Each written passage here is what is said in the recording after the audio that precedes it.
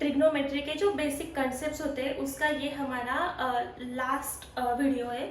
उसमें मतलब हमने फर्स्ट वीडियो में रेशियो का टेबल देखा, सेकंड वीडियो में हमने रेशियोज के फॉर्मूले देखे कि कौन किसका रेसिप्रोकल है, और लास्ट इसमें आपको देखनी है आइडेंटिटीज, जो कि बहुत इंपॉर्टेंट है। 3 आइडेंटिटीज है हमारी, वो भी हमें लर्न नहीं करनी है। एक आइडेंटिटी से हम बाकी के आइडेंटिटीज बनाएंगे। तो देखो, जो फर्स्ट आइडेंटिटी है सबसे इंपॉर्टेंट हमारी, sign square theta plus cos square theta, ये क्या होता है 1। इसका इस आइडेंटिटी का मीनिंग क्या है, देखो sign square theta plus cos square theta 1 होता है। मतलब अगर आप कोई भी एक थीटा कंसिडर करते हो, स्टैंडर्ड थीटा, मतलब जैसे कि अभी मैंने कंसिडर किया theta is equal to 30 degree, तो जब हम sine square 30 plus cos square 30 करेंगे तो उसका आंसर हमेशा आपका क्या मिलेगा 1। आप टेबल में जाके साइन 30 कॉस 30 और उनका स्क्वायर करके अगर ऐड करोगे तो आपको 1 मिलेगा। आपको ये मुझे कमेंट सेक्शन में बताना है कि साइन 30 और cos 30 की वैल्यू क्या आती है,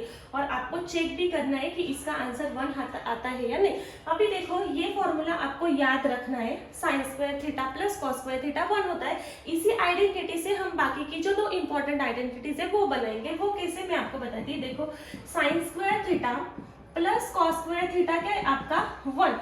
अगर इस आइडेंटिटी को, आप पूरे आइडेंटिटी को साइन स्क्वायर थीटा से डिवाइड करते हो तो आपको एक आइडेंटिटी मिलेगी, और नेक्स्ट टाइम जब आप इस पूरे आइडेंटिटी को cos स्क्वायर थीटा से डिवाइड करोगे तो आपको दूसरी आइडेंटिटी मिलेगी।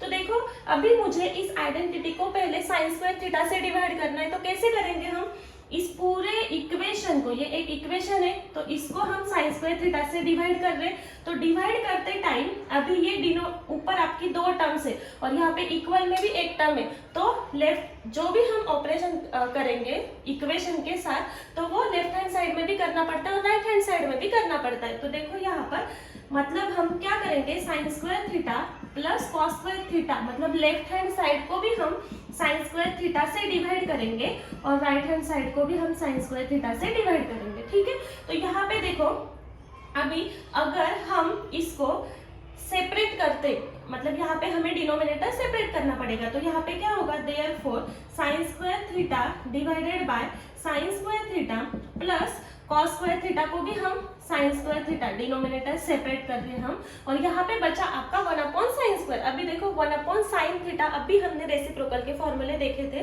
1 साइन थीटा क्या होता है, कोसेक थीटा, तो यहाँ पे स्क्वायर है तो यहाँ पर भी कोसेक को भी हमारा स्क्वायर आएगा।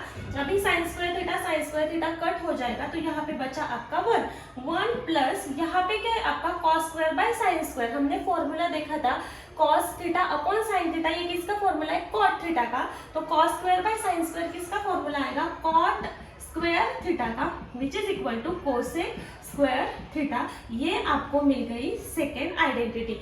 मतलब आपको एक आइडेंटिटी याद रखनी है, sign square theta plus cos square theta 1, और सेकेंड आइडेंटिटी आपने कैसे डिराइव की, अगर इसी आइडेंटिटी को आप साइन स्क्वायर थीटा से डिवाइड करते हो तो आपको सेकेंड आइडेंटिटी मिल जाती है, 1 plus cot square theta is always equal to cosec square theta.